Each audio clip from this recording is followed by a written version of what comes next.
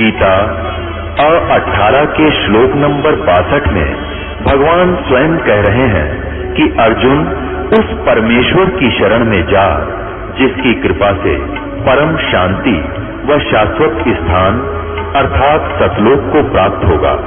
वो परमेश्वर कौन है, कहाँ है, कैसा है, जानने के लिए कृपया अवश्य सुनिए जगत गुरु तत्वदर्शी संत रामपाल जी महाराज के अमृत वचन।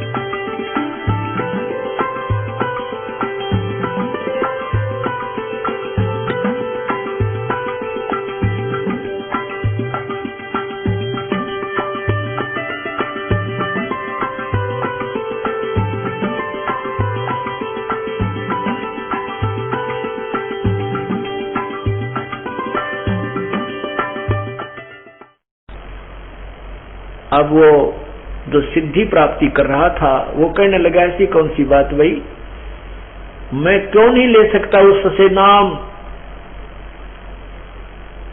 तो कबीर साहब के अनुयायी जो बन गया था उसने कहा कि इस दास को आदेश दे दिया, उस संत ने, मेरे गुरुदेव ने मुझे नाम देने का आदेश दे रखा है और तू मेरा सीनियर भाई था, गुरु भाई सीनियर, तू मेरे से नाम नहीं ले सकता और नाम ले लेगा तो तेरा मेरे प्रति गुरु वाला भाव नहीं बन सकता, तू फिर भी अपने आप को सीनियर मानेगा, इसलिए तुझे नाम लेकर भी कमाई का लाभ नहीं मिलेगा। क्योंकि संत मार्ग में अभिमान नहीं चलता और गुरु को गुरु ही समझना होता है, ये तेरे मन में नहीं आ सकती। अब पुण्यात्माओं, इस बात से बहुत सी शिक्षा मिलेंगी आपको इस कहानी से। अब उस व्यक्ति ने जो सिद्धि प्राप्ति के लिए प्रयत्न कर रहा था, उसने उसी समय चरण पकड़ लिए अपने गुरु भाई के और जूनियर के और कहा कि मुझे परमात्मा चाहिए, इसमें बड़ा और छोटा नहीं होता, आप मेरे पिता, मैं आपका पुत्र, आप मेरे गुरु, मैं आपका बेटा, मैं आपका शिष्य, मुझे उपदेश दे दीजिए, हमने कल्याण करवाना है, ये 2 दिन की महिमा ये साथ नहीं जाएगी। तो पुण्यात्माओं, परमात्मा पाने के लिए हमारे अंदर कुछ विवेक भी आना चाहिए, हमारा अभिमान भी लय होना चाहिए और साधना भी हमारी शास्त्र अनुकूल होने से ही मोक्ष प्राप्त होता है। तो उन दोनों ने उसी दिन उसने उपदेश ले लिया और आजीवन उसको एज ए गुरु, एक परमात्मा तुल मानकर अपना कल्याण करवाया। तो यहां बताते हैं, एक सिद्धि जल पैर न लाई, एक सिद्धि जल डूब न जाई, एक सिद्धि जल पैर न लाई, एक सिद्धि बहु चोले धारे, एक सिद्धि नी तत्व विचारे। उन्हीं में से एक सिद्धि की जो बहुत से चोले यानी शरीर बना देती है, जो सोबरी ऋषि को प्राप्त हुई, जिसने 50 रूप बना करके 50 औरतों के पास रहा और 51वां अलग भी रहा, ये भी मोक्षदायक नहीं, नरक में जाने वाली थी और उसको भी आभास हो गया जब उसको कति लूट लिया। तो इसलिए पुण्यात्माओं, आपका बड़ा सौभाग्य है कि आपको ये सच्चा मार्ग मिला है। इसके लिए कैसे आपने लगन लगानी है, तन मन शीस ईस अपने पे, तन मन शीस ईस अपने पे, पहलम चोट चढ़ावे, जब कोई राम भगत गत पावे हो जी, जब कोई राम भगत गत पावे हो जी। तन मन शीस ईस अपने पे, तन मन शीस ईस अपने पे, पहलम चोट चढ़ावे, जब कोई राम भगत गत पावे हो जी, जब कोई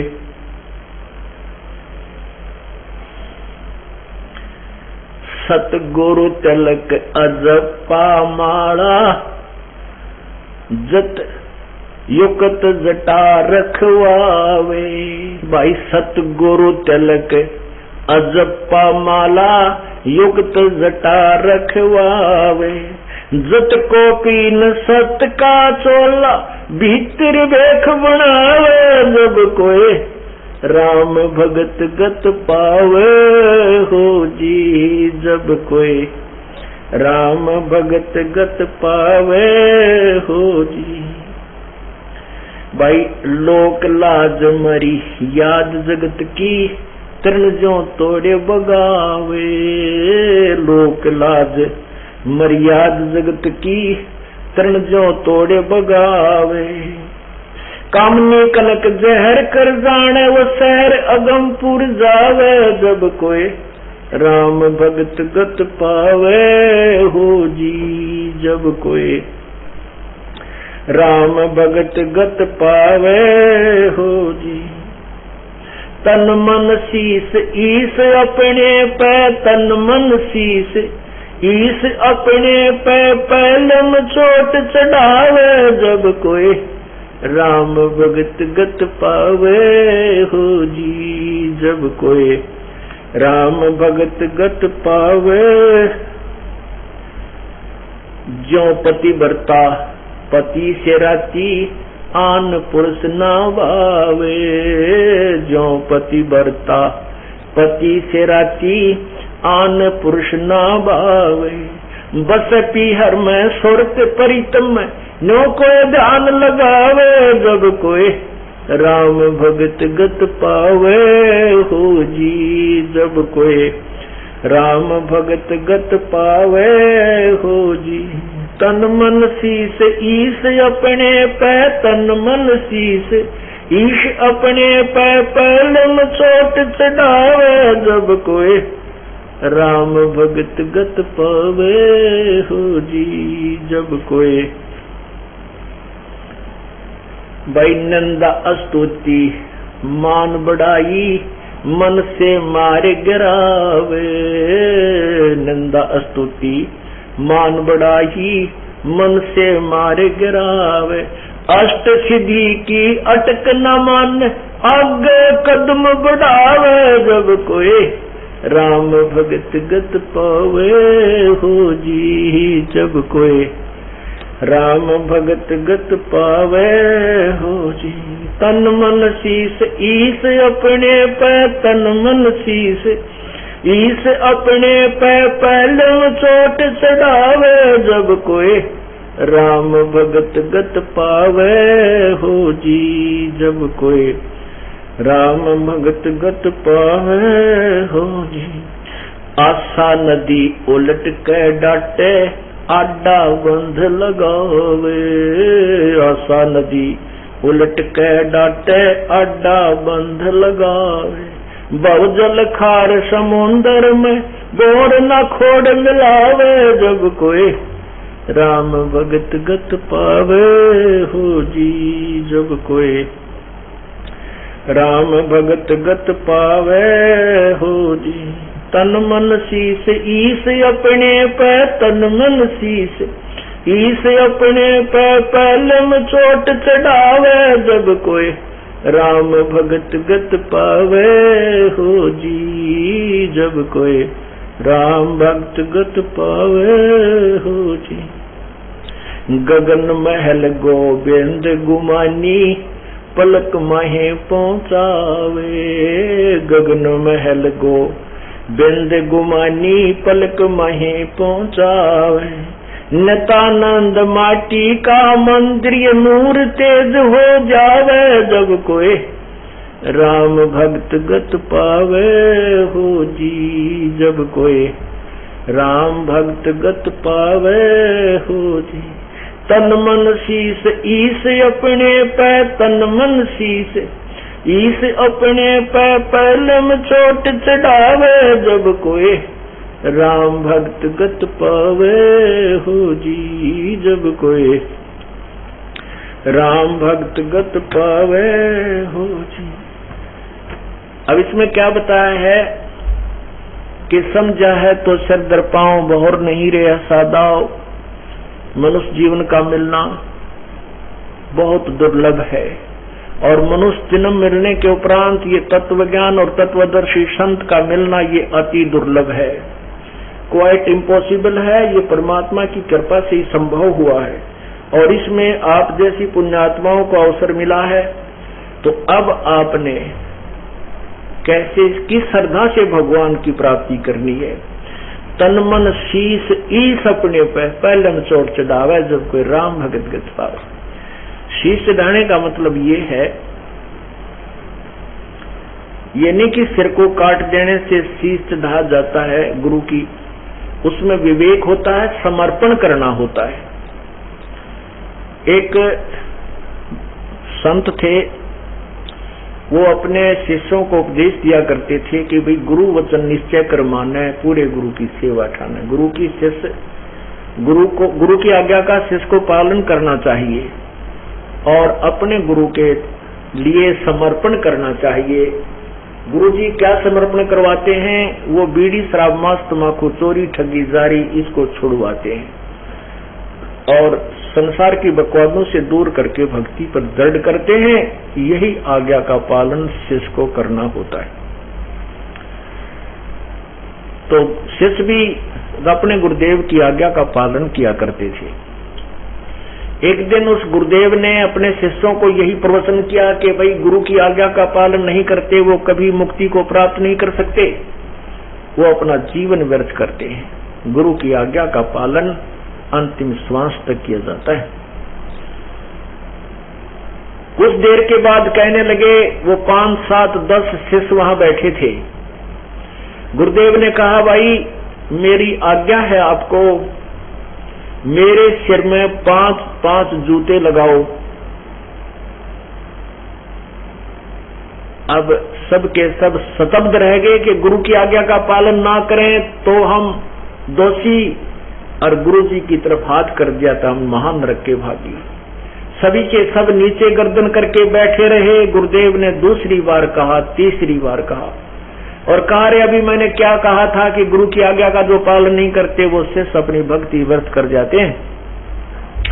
तब एक शिष्य उठा, उसने अपना जूता निकाला, गुरुदेव के चरणों के पास बैठकर अपने ही सिर में 5 मारे। तो गुरुजी ने कहा, भाई डांडी मत मारे, मैंने तेरे सिर में नहीं कहा, मेरे सिर में कहा है। तब उस शिष्य ने कहा, हे गुरुदेव ये दास का शीश भी तो आपका ही तो है, ये शीश भी आप ही का है, मैं आपके सिर में मार रहा हूं, अपने में नहीं। तो पुण्यात्माओं ये होता है कि तन मन शीश ऐसा समर्पण करना है कि ये सब कुछ परमात्मा तेरा है, हमारा है ही नहीं। जो कुछ है सब तेरा और तेरा तुझको अर्पण, अब क्या लागे मेरा। ये भावना आपके अंदर एक दिन आ जाएगी और यही मोक्ष का कारण बनती है। तो इसलिए पुण्यात्माओं, आपने इस विद्यालय में प्रवेश पाया है तो सफल होना। सफल नहीं होते हैं, असफल रह जाते हैं, फिर वो मजदूरी करते हैं।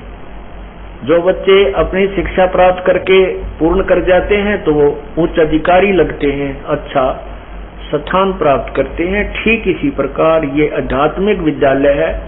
जो विद्यार्थी अपना हिम्मत सी करके ये सब क्लास अटेंड कर लेंगे, ये भक्ति जो बताई जाती है इस पर पूर्ण रूप से खरे उतर जाओगे तो आप सतलोक में जाकर सदा सुखी हो जाओगे, काल के जाल से बच जाओगे। बोलो सतगुरुदेव की जय। अब आपको एक अनमोल, एक अनोखा कृष्णा परमात्मा कबीर जी का बताते हैं। कोल्हापुर महाराष्ट्र में एक शहर है, वहां पर हमारे शिष्य हैं, वो आए हुए हैं। उन्होंने क्या बताया कि हम प्रतिदिन सुबह का नित्यनेम सीडी लगा करके टेलीविजन पर जो आपने नित्यनेम भरा हुआ है उस नित्यनेम को प्रतिदिन सुनते हैं। और जब वो लास्ट की लाइन आती है, गैबी ख्याल विशाल सतगुर असल दिगंबर क्षीर है, भक्ति हेत काया धरे आए अवगत सत कबीर हैं, तो उस समय हम खड़े हो जाते हैं टीवी के सामने। टीवी पर चल रहा होता है प्रोग्राम आपका, टेलीविजन में आपका चित्र भी आ रहा होता है, फोटो भी आ रहा होता है, आप गा रहे होते हो, हम भी खड़े हो जाते हैं।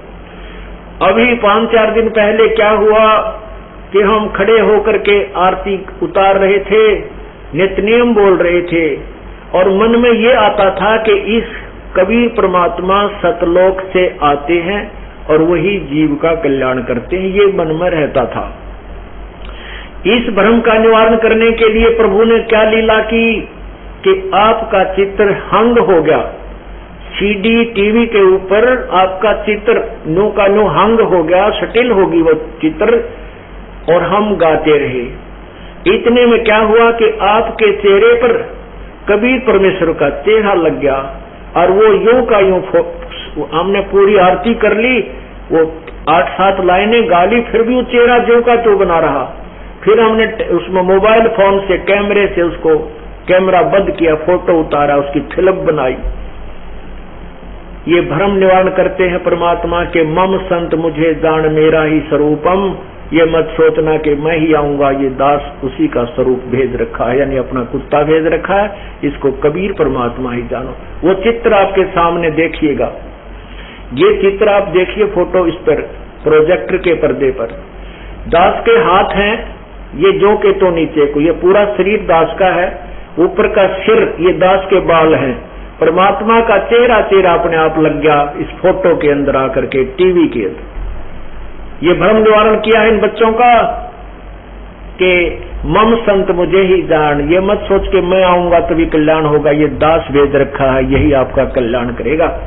ये देख लो आपके सामने है, ये नीचे मेरा परना है, इसके काली धारी लगी हुई है, केवल ऊपर शीश मेरा है, आंखें और दाढ़ी, ये दाढ़ी भी सतगुरु की ऐसी नहीं है अन्य चित्रों में, ये विशेष दाढ़ी है, आप देख सकते हो।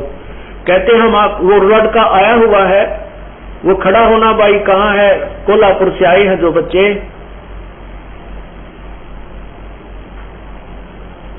कहाँ है वो प्रकाश, वो खड़े हैं, वो भक्त खड़े हुए हैं, वो लड़का, कोई बात नहीं। तो इन्होंने फोटो उतारा, ये परमात्मा की महिमा हम कल ही मुझे आकर बताए, ये रो रहे थे और ये महिमा, ये अद्भुत चमत्कार परमात्मा का बता रहे थे। अब फिर देखिए उस चित्र को, अब ध्यान से देखो, नीचे पूरा शरीर दास का है, ऊपर सिर के ये बाल दास के हैं, ये आंखें और ये शेष चेहरा परमात्मा ने अपना लगा दिया इस दास के ऊपर। ये टीवी के अंदर कोई ये मत सोचे कि कंप्यूटर से बनाया है, नहीं, टीवी में कंप्यूटर का कोई काम नहीं। ये परमात्मा ने इन बच्चों का भ्रम निवारण करने के लिए बताया है कि मम संत मुझे ही जान, मेरे संत को मुझे ही जान, कबीर ही जान, और मेरा ही स्वरूपम ये आपके समक्ष है। बोलो सतगुरुदेव की जय।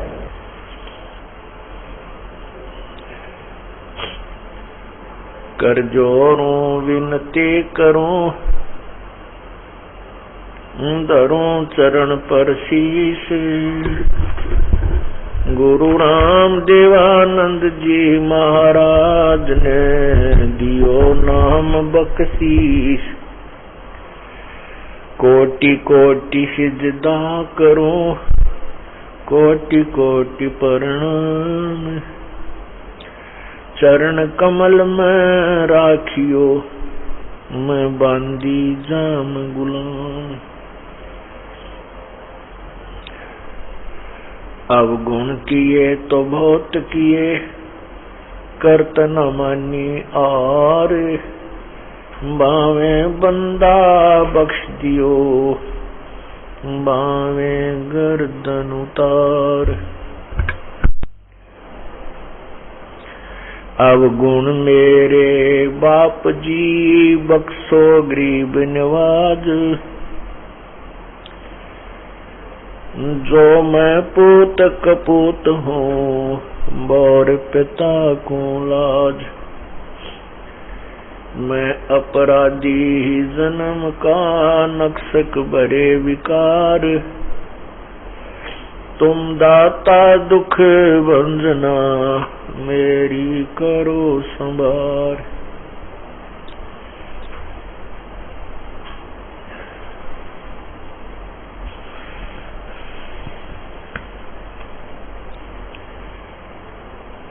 बंदे तू कर बंदगी, जैसा वै दीदार। अवसर मानुष जन्म का, मिले न बारंबार।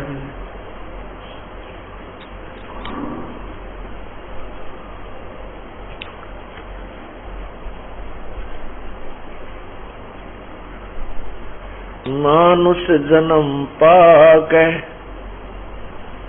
जो नहीं रटे हरि नाम। जैसे कुआ जल बिना, बनवाया क्या काम।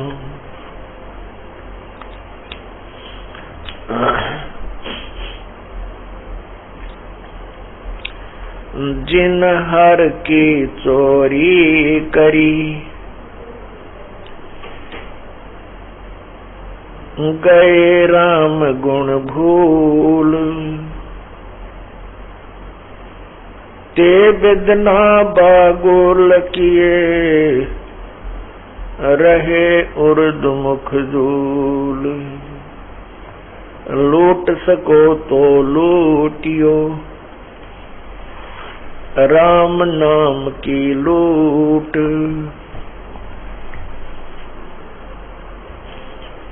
फिर पीछे पछताओगे, प्राण जहांगे छूटे।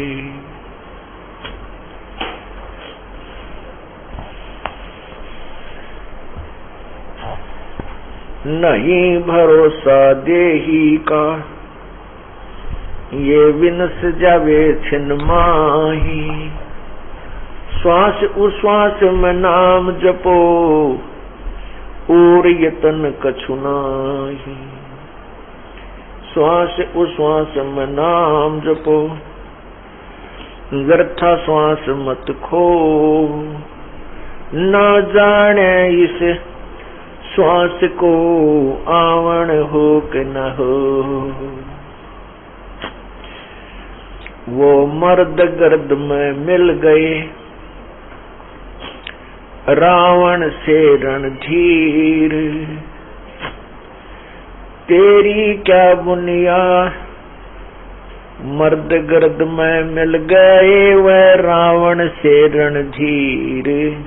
कंस के सी चाणूर से, हिरणाकुश बलबीर। तेरी क्या बुनियाद है, जीव जन्म धर लेत। गरीबदास हरि नाम बिना, तेरा खाली रह जा खेत। खाली हेत कुहेत से, बीज बिना क्या होवे।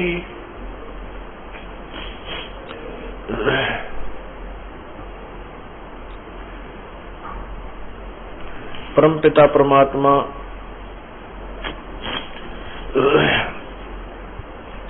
सारी सृष्टि के रचनहार कुल मालिक कबीर परमेश्वर जी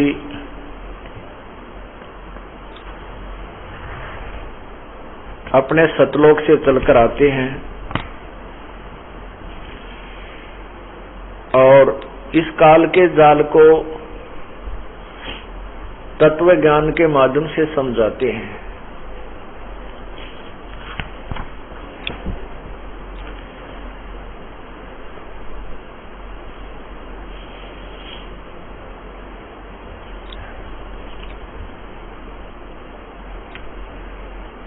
काल के विषय में पुण्यात्माओं को इतना ज्ञान हो चुका है कि वो काल कौन है, उसका उद्देश्य क्या है, हमारे को यहाँ अपनी कैद में, अपने जाल में फंसाए रखने का उसका उद्देश्य क्या है। उसका उद्देश्य है कि काल भगवान को श्राप लगा हुआ है 1,00,000 मानव शरीरधारी प्राणियों के सूक्ष्म शरीर को तपकशिला पर भूनकर उसमें से वासना गंध निकालता है और उसको खाता है। जीव मरता नहीं, वो अपने कर्माधार पर फिर 84 लाख योनियों में चला जाता है।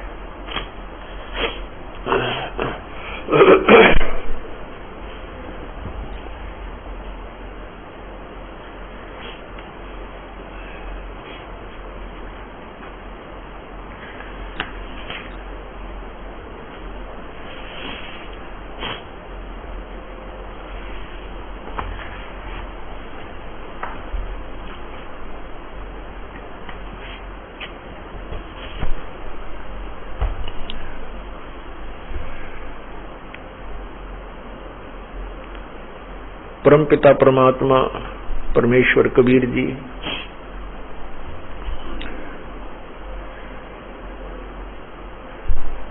अपने यथार्थ ज्ञान को समझाते हैं।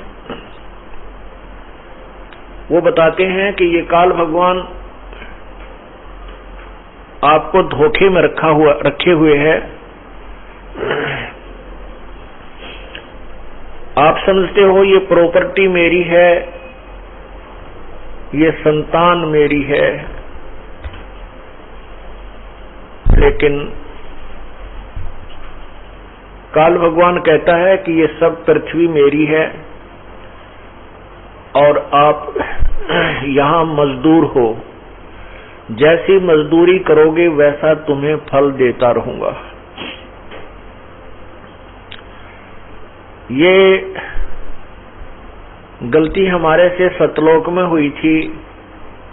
हम अपने पूर्ण परमात्मा सतपुरुष कबीर परमेश्वर को भूलकर इस काल भगवान के ऊपर आसक्त हो गए।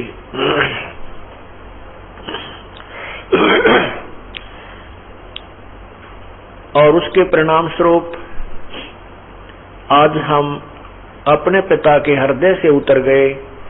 आज हम यहाँ काल के जाल में फंसे हुए हैं। यहाँ कैसी दुर्गति प्राणी की हो रही है। कहते हैं तंदर सुखिया कोई न देखा, जो देखा सो दुखिया हो। उदय अस्त की बात करते हैं, मैंने सबका किया विवेका हो।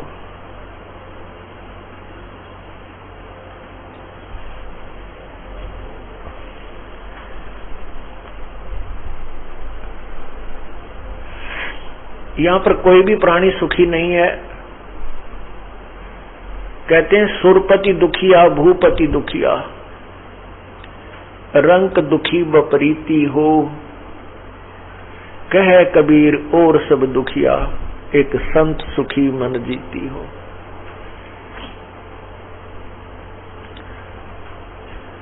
यहाँ जो स्वर्ग के राजा हैं इंद्र जी, वो भी दुखिया। और हम केवल स्वर्ग में ही जाना चाहते थे जब तक हमें ज्ञान नहीं था, और स्वर्ग को एक सर्वोत्तम वस्तु मानकर उसी को टारगेट बना रखा था, साधनाएं किया करते थे। और उस स्वर्ग के विषय में परमात्मा ने हमें बताया कि ये तो बहुत ही खराब स्थान है, ये आपके साथ विशेष धोखा है। आप अपने पुण्य कर्मों को वहां नष्ट कर देते हो, वहां खा खर्च लेते हो और फिर कंगाल हो करके इस काल के जाल में ही रह जाते हो।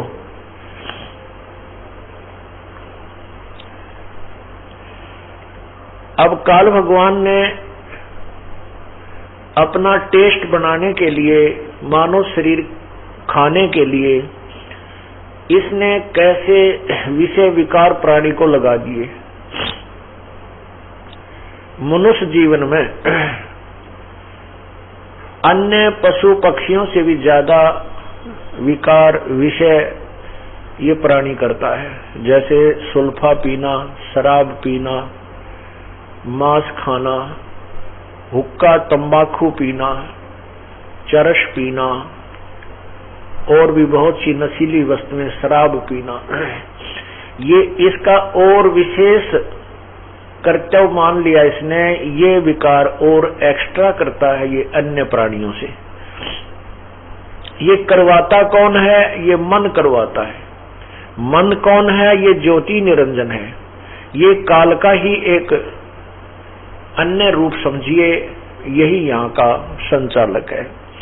और ये प्राणी से ये विकार करवाता है अपने टेस्ट बनाने के लिए, अपना स्वाद बनाने के लिए।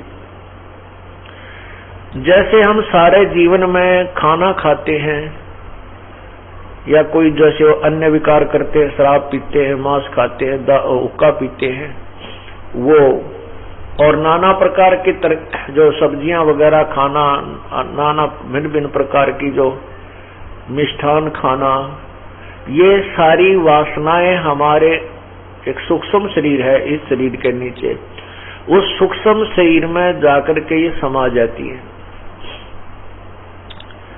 शराब की जो वासना है, तम्बाकू की जो वासना है, और अन्य जैसे मांस खाते हैं, तो इस तरह की जो वासनाएं हैं ये अंतर हमारे सूक्ष्म शरीर में समा जाती हैं। ऐसा इसने सिस्टम बना रखा काल भगवान ने। तो सूक्ष्म शरीर को तपस्या के ऊपर भून कर ये काल भगवान वो वासना निकालता है जो इस जीव ने पूरे जीवन में विकार करके ग्रहण की थी। और जिसने ज्यादा सुल्फे पी रखे हैं, जिसने ज्यादा हुक्के पी रखे हैं, ज्यादा शराब पी रखी है, उसमें ज्यादा मलाई होती है उसकी, और उनको ज्यादा समय तक तपस्या पर भूनता है। वो ज्यादा कष्ट उठाते हैं। कष्ट तो सभी को होता है, लेकिन जिन्होंने विकार कम किए होते हैं उनका जल्दी पीछा छूट जाता है। जिनके अंदर अच्छा माल है, ज्यादा विकार किए हैं, उनको काल काफी समय तक, बहुत समय तक तपस्या पर भूनता है और बहुत बुरा हाल प्राणी का हो जाता है। अब सूक्ष्म शरीर के अंदर ही इस प्राणी को दर्द होता है, पीड़ा होती है, दुख सुख का अनुभव होता है। जैसे ये शरीर जब छूट जाता है तो इस शरीर को काटो चाहे फूको, ये नहीं कर सकता, क्योंकि ये पीड़ा उस प्राणी को हो रही थी जो इसके अंदर था सूक्ष्म शरीर में, और इसके माध्यम से उसको पीड़ा हो रही थी इस स्थूल शरीर के माध्यम से, और सूक्ष्म शरीर के अंदर ही उसको ये सुख और दुख का अनुभव हो रहा था। तो सूक्ष्म शरीर जब निकल जाता है, सूक्ष्म शरीर में जीव होता है, और उस सूक्ष्म शरीर को फिर तपस्या के ऊपर डाला जाता है। वो नेक्ड हो जाता है और ज्यादा पीड़ा महसूस करता है, और उसकी वहां बहुत दुर्गति होती है तपस्या पर। इसलिए परमात्मा हमारे विकार छुड़वाते हैं। कबीर परमात्मा की रजा बिना ये प्राणी कोई भी विकार नहीं त्याग सकता, और इन विकारों को ग्रहण बहुत शीघ्र कर लेता है। आप देखो हुक्का, तम्बाकू, ये क्या लाभ देता है? सबको पता है, पीने वाला भी कहता है कि ये बहुत बुरी चीज है। हुक्का, तम्बाकू, सिगरेट, बीड़ी, जहां भी जिस भी माध्यम से तम्बाकू का सेवन होता है, ये सभी मानते हैं कि ये अच्छी वस्तु नहीं है, फिर भी पी रहे हैं। और छोड़ने की प्रार्थना करते हैं तो कहते हैं हमारे बस की बात नहीं, हम नहीं छूटती, छोड़ नहीं सकते। ये मन नहीं छोड़ने देता, क्योंकि इसने तो इसमें अपना माल तैयार करवाना है, इस प्राणी को बर्बाद करना है।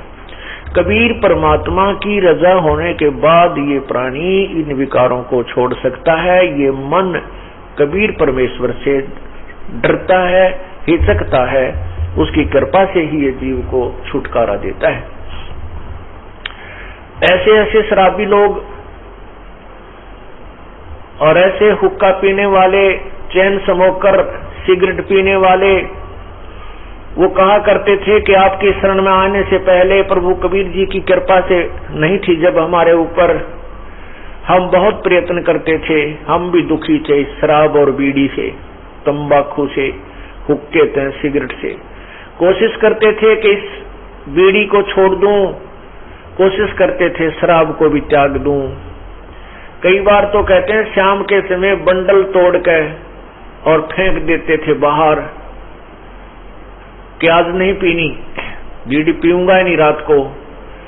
कहते हैं रात को जब भी आंखें खुलती और बीड़ी की ऐसी ललक उठती कि रात के वह जूठे टोटके जो पहले पड़े थे कोई, उनको उठाकर और लगा लगा कर पीता, जब अपनी वो हवस शांत करता और फिर शुरू हो जाती। और जिस दिन से परमात्मा कबीर जी की कृपा हुई है, उसके बाद अब बदबू आती है। कोई और भी पीता है तो भी ऐसा लगता है जैसे ये क्यों पी रहा है, और हमें भी वो तम्बाकू का धुआं बहुत बुरा लगता है। तो परमात्मा कबीर परमेश्वर जी कहते हैं कि ये तम्बाकू, शराब, मांस, नशीली वस्तुएं कभी प्रयोग नहीं करनी चाहिए। ये काल ही करवा रहा है और परमात्मा की कृपा से, ज्ञान से और उनकी रजा से ये बुराई छूट जाती है। क्या बताते हैं, जैसे कई भक्त कहते हैं कि आपके गुरुजी तो गांव में त्राज करते हैं, एक आधा व्यक्ति, कि तुम्हारे गुरुदेव तो बच्चों को हुक्का भरने से भी मना करते हैं। ये कोई बात हुई? बूढ़ों की सेवा तो करनी चाहिए, बुजुर्गों की सेवा को भी मना करते हैं। बुजुर्गों की, वृद्धों की या माता पिता की सेवा को हम कभी मना नहीं करते, लेकिन अपने बुजुर्गों को और माता पिता को विष खिलाने से मना करते हैं। शराब, तम्बाकू ये विष है, ये धीमा विष है। अब उन बुजुर्गों से मैं प्रार्थना करता हूं कि जो तुम हुक्के को एक अपनी शानो शौकत मान बैठे हो, क्या उस हुक्के को आप अपने पोते या पोती को पिला सकते हो? हुक्का, तम्बाकू, हुक्का पी रहा है दादाजी और छोटा सा पोता आकर के उसी जैसे दादा पीता है ऐसे उस बच्चे को भी नकल करने की आदत होती है, तो वो भी सीखता है, वो पकड़ के हुक्का और ऐसे खींचता है, फिर उसको खांसी उठती है, आंखों में पानी आ जाता है। तो वो दादाजी कहता है, पिताजी कहता है कि ये हुक्का मत पीना, बहुत बुरी वस्तु है, आगे पियोगा तो तेरे थप्पड़ मारूंगा। और स्वयं पी रहा है, आप गलती कर रहा है, बच्चा न मना करे, बता कैसे असर होगा। अब जैसे माता पिता या दादा दादी दूध पी रहे होते हैं, पोता पोती, जोता जोती आ जाते हैं, अपने मुंह से छोड़कर उनको पिलाता है, ले बेटा थोड़ा सा दूध पी पी उनको बेला फुसला कर, देख तेरी चोटी बढ़ गई, देख कितनी बड़ी चोटी होगी, और एक घूंट पी ले। तो वो अच्छी वस्तु है, दूध पिला रहा है दादा दादी, माता पिता, भाई बहन। लेकिन हुक्के को मना भी करता है कि खबरदार, जो हुक्का पिया तो पीटूंगा तुझे, और स्वयं पी रहा है। और हुक्के को फिर कहते हैं, हुक्का भरने से मना करता है आपके गुरुजी, या बहुत गलत बात है। अरे नादानो, ये तो ऐसा खतरनाक विष है, इसका सबसे बड़ा पाप बताया हुक्के में, तम्बाकू में।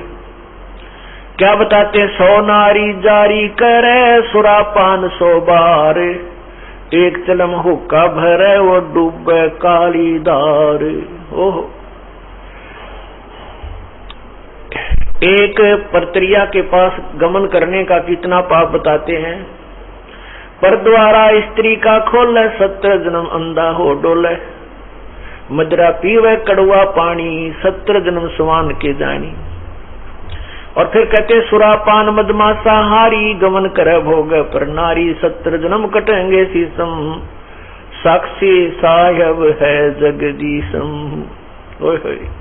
परमात्मा आदरणीय गरीबदास साहेब जी अपने भगवान कबीर साहब को साक्षी रख के कह रहे हैं कि जो विकार तुम कर रहे हो ये कितने भयंकर हैं।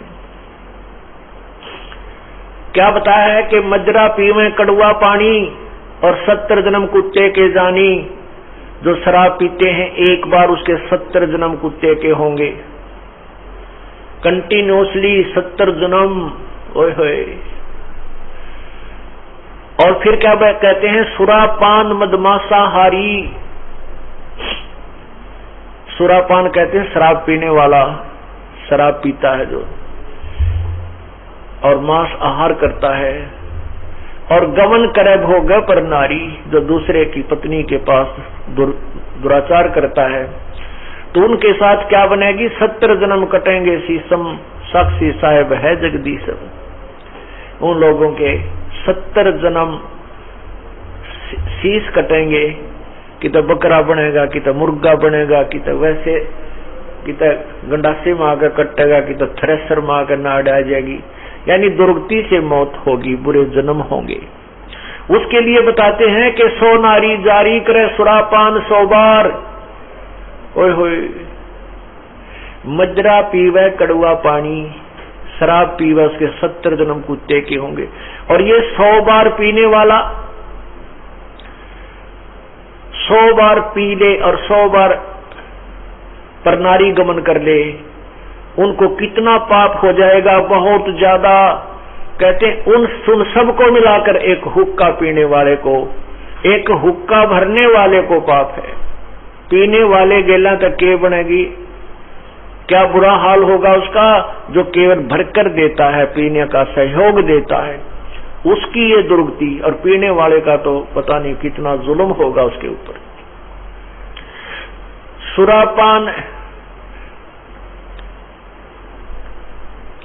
100 नारी जारी करे सुरापान 100 बार, एक चलम हुक्का भरे वो डूबे काली धार। इसलिए मना करते हैं कि तुम हुक्का भी भर के मत देना। उन जो पाप कमा रहे हैं स्वयं भी नरक में जा रहे हैं, और उसमें सहयोगी बना रहे हैं अपने पुत्र पुत्रियों को, पौत्र पौत्रियों को, या पुत्र वधुओं को भी आजकल हुक्का भरवाने लगे। हमारे भी पूर्वज हुक्का पिया करते थे, हमारे पिताजी भी पीते थे, माताजी भी पिया करती बिना ज्ञान के।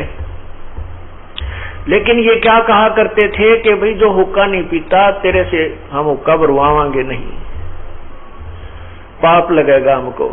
इतना मानते थे कि हुक्का भरवाना भी पाप है, पीना तो पाप है ही, वो तो ये छोड़ नहीं रहे थे, विवश थे।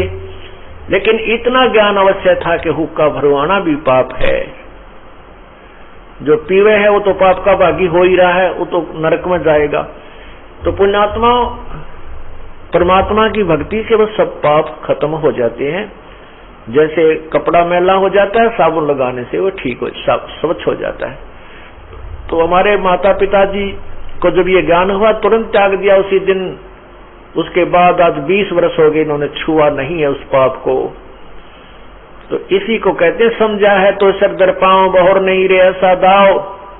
निर्मल जीवन हो गया, समस्त शरीर हो गया, और भक्ति भगवान की प्रवेश हो गई। तो क्या बताते हैं, एक चलम हुक्का भरे वो डूबे काली धार। अब हुक्का इतना पाप बताया है हुक्के में। आदरणीय गरीबदास साहिब जी अपने घोड़े पर बैठकर किसी गांव में जा रहे थे अपने रिश्तेदारी में। रास्ते में एक खेत था, उसमें घोड़ा जो आदमियों के व्यक्तियों के जाने का रास्ता होता था 1-1.5 फुट का चौड़ा, उसी के ऊपर से घोड़ा जा रहा था। महाराज जी उस पर बैठे हुए थे।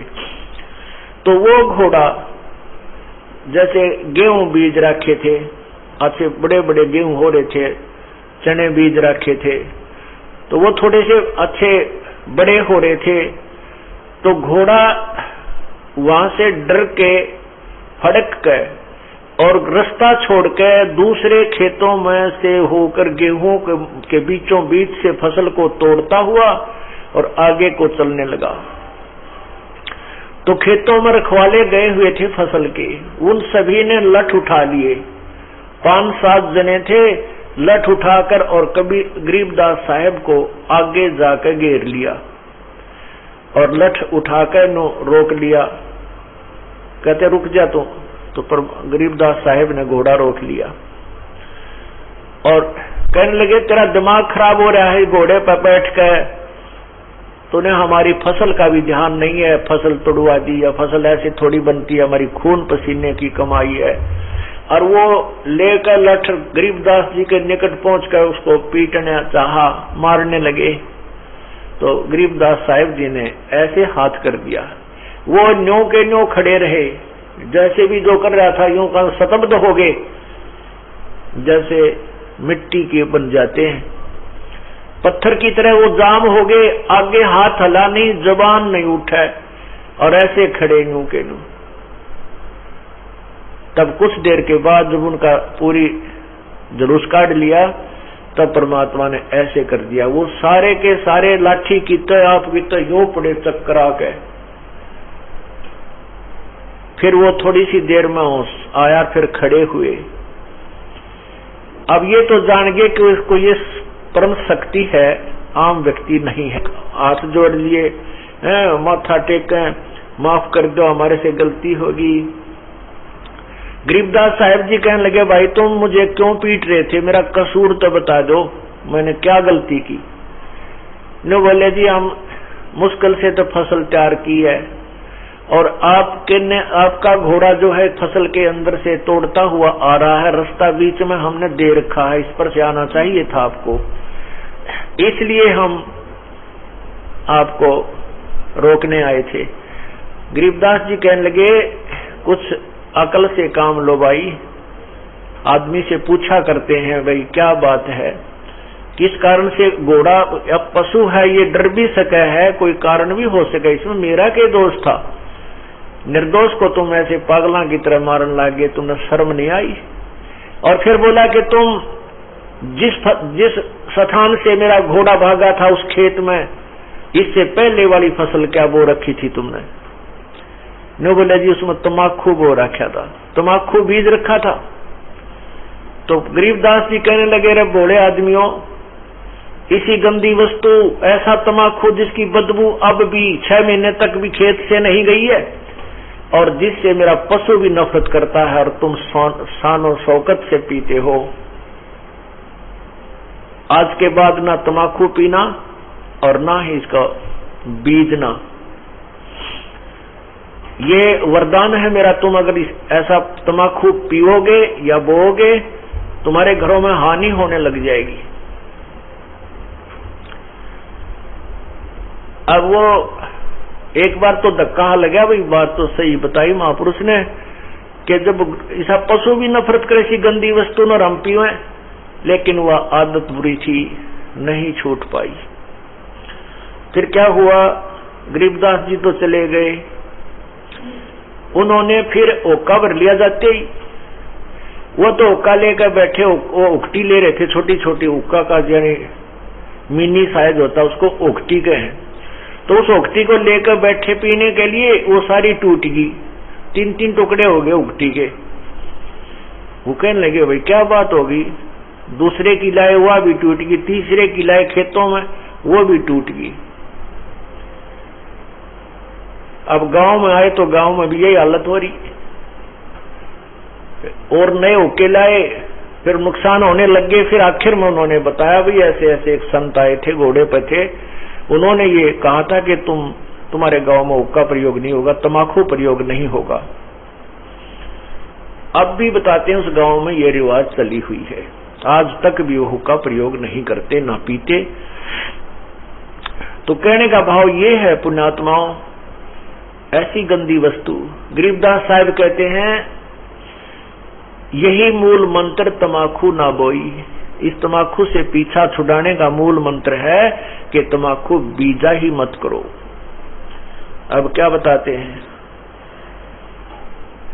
तमाकू कसीदम तमा मस्त है, नुजित नसीरी को 3 कैफ, मरदूद मरहूद मकरूद पीवन शराब, ओगा सरे बिच खाना खराब। कुटन कलाहीन जुग जुग कलेश, सुखन मान मेरा कहता मैं हमेश। तलक सा तमाखू सला घोट पीस, देई नाक नाश कमल में कसीस। कितनी प्यारी बात बताते हैं। अब इस तमाखू में इतना दोष क्यों बताया, इस तमाखू को इतना हानिकारक दोष क्यों बताया, सबसे ज्यादा भयंकर क्यों बताया? इसका कारण है कि मानव शरीर परमात्मा पाने के लिए ही मिलता है। जो पुण्यात्मा परमात्मा चाहते हैं वो मानव शरीर में ही उसकी तलाश खोज और मेहनत मजदूरी करके उस परमात्मा को पा सकते हैं। अन्यथा इसमें अगर हम भक्ति नहीं करते हैं, परमात्मा नहीं पाते हैं, तो पशु पक्षियों जैसा जीवन ही जीकर हम चले जाते हैं।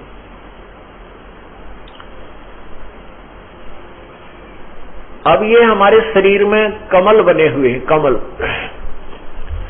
इन कमलों में भगवानों का वास है। मूल कमल में गणेश जी, और स्वाद कमल में सावित्री ब्रह्मा जी, नाभि कमल में विष्णु और लक्ष्मी जी, हृदय कमल में शिव और पार्वती जी, और कंठ कमल में शेरा वाली दुर्गा जी। तो ऐसे जब हम ये तमाकू पीते हैं या सूंघते हैं, सूंघना भी पाप है, तो उसकी वासना हमारे शरीर में बने हुए कमलों में जाती है और वहां विराजमान भगवानों को परेशान करती है, उनको दुख पहुंचाती है, वो बहुत दुखी होते हैं। अब जैसे रिश्तेदार आ जावे और उसको कमरे में बैठा के अच्छी रोटी खाना खुना खिला के और उससे मैं एक छोटे से कमरे में ही और धुआं कर दे, तो वो क्या कहेगा कि अच्छे नाला का फंसा है, मैं मर गया धुएं में, तो वो नाराज होकर चला जाएगा, बात बिगड़ेगी। और दूसरा ये है कि जैसे हम तम्बाकू का प्रयोग करते हैं, धुआं बाहर छोड़ते हैं, आप देखिएगा हुक्का पीने वाले के हाथ पर भी निशान पड़ जाता है, और हुक्के की जो वो पाइप होती है उसको भी दूसरे तीसरे दिन साफ करते थे हमारे, ये देखे हमने बुजुर्ग, तो उसमें इसी मोटी मोटी पापड़ी सी उतरती थी, इतना मैल जम जाता था, उसमें गज लगा लगा कर उसको साफ करते थे, धोते थे। इसी प्रकार हमारे शरीर में ये इला, ये पिंगला, अब ये इला बाया जो अंग बाया नाक है इसको इला कहते हैं और दाया को पिंगला कहते हैं। ये इला और पिंगला इन नाकों से संबंधित आगे जाके दो नाड़ियां हैं और इन दोनों के बीच में तीसरी सुषुम्ना नाड़ी है और उस सुषुम्ना को खोल करके ये प्राणी अंदर चलता है, फिर कमलों से होता हुआ फिर त्रिकुटी पर पहुंचता है। और तमाकू सबसे पहला काम क्या बिगाड़ता है कि उस सुषुम्ना के जरा से सुराख को और बंद कर देता है, उसको जाम कर देता है, इस मनुष्य जीवन को बर्बाद कर देता है। जब ये मनुष्य जीवन के इस अनमोल शरीर को कंडम कर देता है, उस सुराख को ही बंद कर देता है जिससे परमात्मा मिलना है, इसलिए तम्बाकू सबसे भयंकर और पापदायक है। अब पुण्यात्माओं, तम्बाकू पीने वाले घबराओ नहीं कि ये सोचे हमारा तो बंद हो लिया, हम क्या करेंगे, नहीं। ये श्वास का जो सिमरण हम आपको देते हैं ये इसी काम का है कि इसको पहले उस स्थान को साफ करता है। श्वास के सिमरण से वो उसको साफ करेगा, उस मैल को कति धो देगा, मांझ देगा और उसमें प्रवेश करने योग्य वो स्थान बना देगा। वो तीसरा जिसको कहते हैं तीसरी नाड़ी, वो साफ कर देगा। तो यहाँ क्या बताते हैं,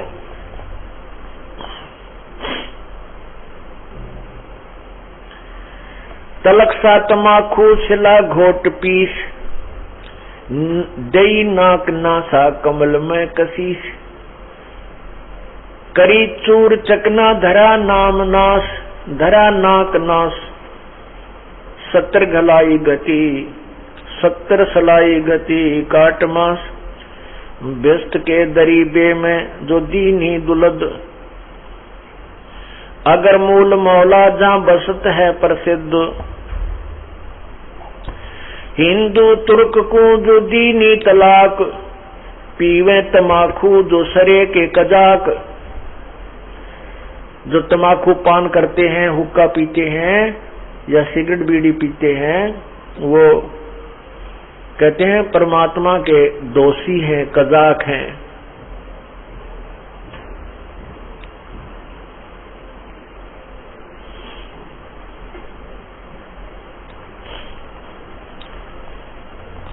अब फिर क्या बताते हैं, हिंदू लोग तमाकू प्रयोग करते हैं और उधर से गाय को माता के दर्जे में लेते हैं, गाय को माता मानते हैं। तमाकू की उत्पत्ति कैसे हुई? एक ऋषि का साधु था राजा, एक ऋषि का साधु राजा था, और एक दिन राजा ने अपने साधु ऋषि को आमंत्रित किया अपने घर पर जलपान के लिए। तो राजा ऋषि ने बहुत मना किया अपनी पत्नी को कि राजाओं का और ऋषियों का कोई मेल नहीं होता, राजा बड़े अभिमानी होते हैं, ये कोई हमारे सिर में दर्द करेंगे। लेकिन वो ऋषि पत्नी नहीं मानी, कहने लगे मेरी बहन कब कब मुझे बुलावे, आप तो नाक चढ़ाया करो, कोई भी काम हो जाए। अर्थात ऋषि जी को विवश कर दिया राजा के घर जाने के लिए। अब राजा के घर गए तो राजा ने अपनी जो महिमा बना दिखाने के लिए और ऋषि पत्नी को प्रभावित करने के लिए बहुत अच्छे आहार, मेज पोस्ट मेज का ऊपर काजू किस्म सेब संतरे कर नाना प्रकार की सब्जी बनवा कर, जलेबी कचौड़ी पकौड़ी दही खीर हलवा सारे व्यंजन लगवा दिए मेज पे। अब आहार किया ऋषि जी ने भी, ऋषि पत्नी ने भी, सब ने मिलकर आहार किया। अब चलते समय ऋषि जी ने कहना पड़ा जी आप भी हमारे यहाँ आइएगा, एक औपचारिकता होती है। तो राजा ने कहा अवश्य आएंगे, कभी समय मिला तो अवश्य आएंगे।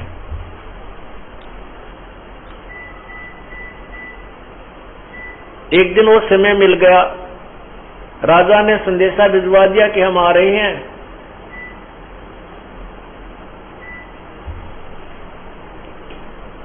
अब ऋषि पत्नी चिंतित हुई कि वो तो सचमुच आ रहे हैं और साथ में ये संदेशा भेज दिया कि मेरे साथ हजारों की संख्या में अंग रक्षक होंगे, मेरे सैनिक होंगे। अब राजा चाहता था कि ऋषि को नीचा दिखाना, ये एक बूंदी बीमारी है साधु, ये दिखाना चाहता था कि मैंने ऐसे ऐसे आहार कराए हैं और ये ऋषि जी कुछ नहीं करा पाएगा, इसकी मिट्टी पलीत होगी। और परमात्मा कहते हैं कबीरा सब जग निर्धना, धनवंता ना कोई, धनवंता सो जानियो जप, राम नाम धन होए। अब ऋषि जी के पास अपने तप की कमाई थी, अपनी साधना भजन की कमाई थी। ऋषि जी ने स्वर्ग से कामधेनु गाय वो उधारी ले ली कुछ समय के लिए, और उसको अलग से एक टेंट में रखा हुआ था। उधर से राजा अपने हजारों सैनिकों को साथ लेकर पहुंच गया और ऋषि से कहा कि भोजन की तैयारी करवाओ। ऋषि जी ने कहा जी भोजन तैयार है, आप खाना खाइए। अब वहां लगी लाइन और साथ के साथ थाली आ रही है, सबको परोसी जा रही है। ऋषि जी ने अपने एक सेवक को उस गाय वाले टेंट के सामने बैठा दिया। वो उठा उठा कर थाली बाहर रखता रहा।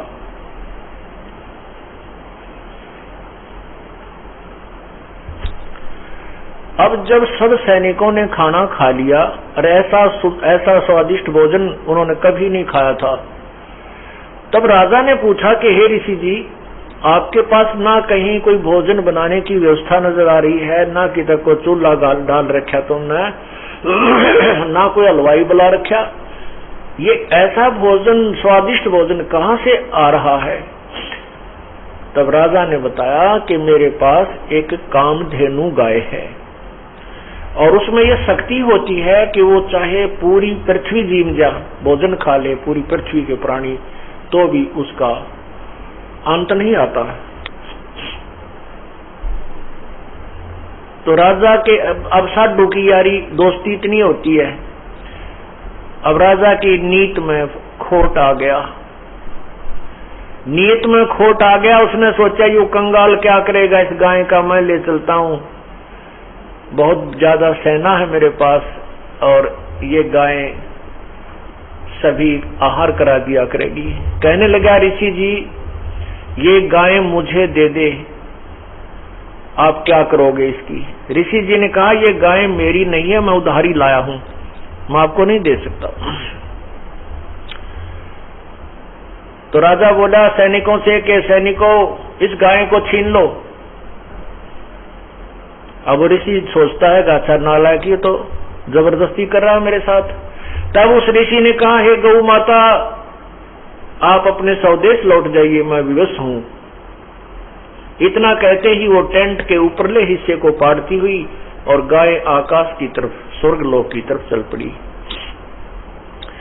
राजा ने गाय को कंडम करके नीचे डालने के लिए तीर मारा, पैर में तीर लगा और कहते हैं वो गाय का खून, रक्त और उस टेंट में जो भी कोई वस्तु मांगते थे, इतनी थाली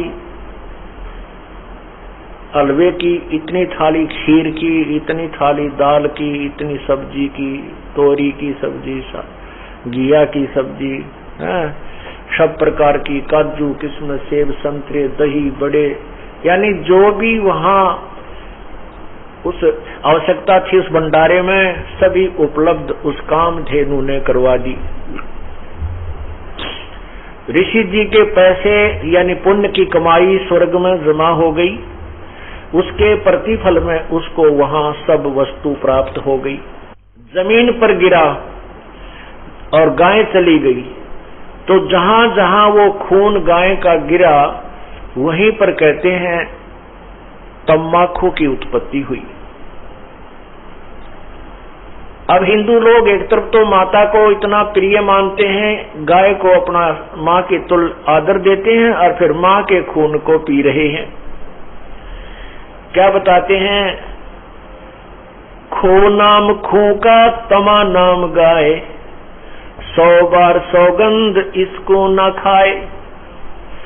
तमा नाम खू का, खो नाम खून का और तमा नाम गाय, सौगंध 100 बार इसको न खाए। तम्बाकू, खून, खू का अर्थ खून, खून, तमाकू, खून, और तमा फारसी का शब्द है, तमा माने गाय होती है। तमाकू यानी गाय का खून, खू नाम खू का तमा नाम गाय, सौगंध 100 बार इसको ना खाए ना पीवे। कहते हैं आप एक तरफ तो गाय को इतना प्रिय मानते हो, आदरणीय मानते हो, और फिर गाय के खून से उत्पन्न इस तम्बाकू को पीते हो। जितने भी महापुरुष हुए उन्होंने सब विकारों को छुड़वाया है। अब सिख समाज में तम्बाकू कोई प्रयोग नहीं करता, अभी तक भी उन्होंने इस मर्यादा का पालन किया है। लेकिन और सारी बुराई शुरू कर दी, मांस खावा, दारू पीने लगे। देखो बुराई तो सारी त्यागे पार पड़ेंगी। ऐसे ही मुसलमान धर्म के अंदर शराब नहीं छूते अभी भी, और बाकी मांस खाओ और हुक्का पीवे। हिंदू समाज में बीड़ी, शराब, तंबाकू और मांस कभी प्रयोग नहीं करते थे। अब हिंदू समाज में कोई मर्यादा ही नहीं रही, सारे काम बिगड़ गए। तो पुण्यात्माओं, ये नए सिरे से समाज सेट किया जाएगा और इसी तरह ये समाज सुधार और आत्म कल्याण प्रारंभ होता है। उन महापुरुषों ने भी कठिन प्रयत्न किए थे, परिश्रम किया था समाज को बुराई से दूर करने के लिए। आज भी वही चल रहा है और बहुत निर्मल समाज बन रहा है। छोटे छोटे बच्चे भी ये पूछते हैं, एक बार मेरा हाथ लग गया, मेरे पापा की गोद में बंडल था, महाराज जी मेरा नाम तो नहीं टूट गया। रो रहा था वो बच्चा। मैं कहा बेटा ऐसे नहीं टूटता, वो तो वैसे लग गया हाथ, गंद का समझ लो, भाई गोबर में हाथ लग जा, धो ले अपने ने। हाँ, उसको उठा के देना, ला के देना, पीने हुक्का भरना, उसमें नाम टूट जाएगा, वो खंड हो जाएगा। तो पुण्यात्मा जो छोटी सी उम्र में इन बच्चों को ऐसा भाव बन गया कि ये इतनी बुराई है कि इसको हाथ लगने से भी हमारा धार्मिक कर्म बिगड़ जाएगा, तो आने वाली इनकी संतान तो कति देवता पैदा होंगी। ये समाज भी सुधर रहा है और जीव कल्याण का मार्ग भी प्रशस्त हो रहा है।